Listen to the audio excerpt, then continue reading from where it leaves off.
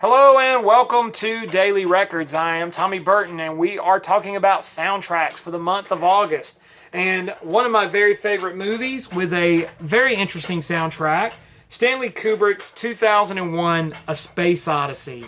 And this is the soundtrack for the film 2001, released in 1968. Now this is a little bit different from probably what you're used to seeing on Daily Records because this is a classical album. Featuring classical music. Now, this soundtrack was very innovative because it used a lot of classical and orchestral pieces, and it gave quite a few of these pieces a bit of resurgence in their popularity. There was the Strauss piece, the Blue Danube Waltz, and of course the big one that everyone knows from this is also Sprach Zarathustra.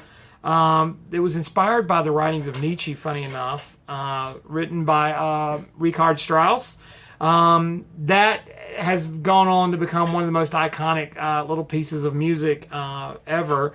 Elvis used it as his themes before he came on stage. Another interesting piece from this soundtrack is the Ligeti piece Atmospheres, which was a bit of modern classical music. It's come out many times. This is the original MGM album. And kind of a background on it. Stanley Kubrick, very interesting film director, found his way into filmmaking via photography.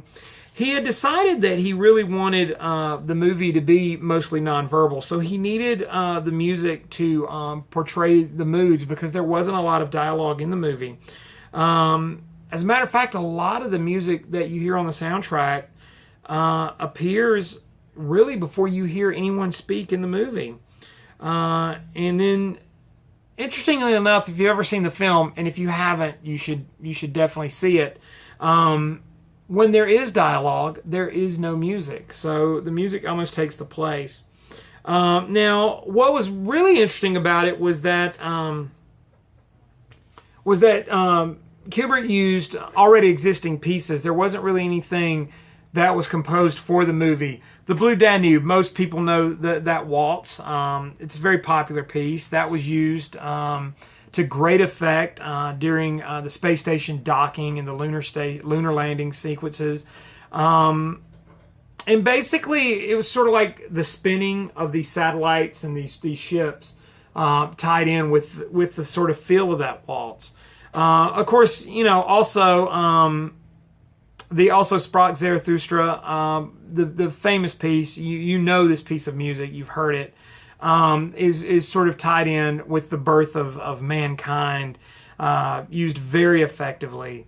There's also Khachaturian music on here, an adagio, which is a ballet piece, and most notably, the Atmospheres piece by Ligeti. Now, that piece was very interesting because it's very dissonant. It's modern music and very 20th century. And so that kind of piece is a very important aspect of the movie. Of course, used to great effect during the space travel scene in the film.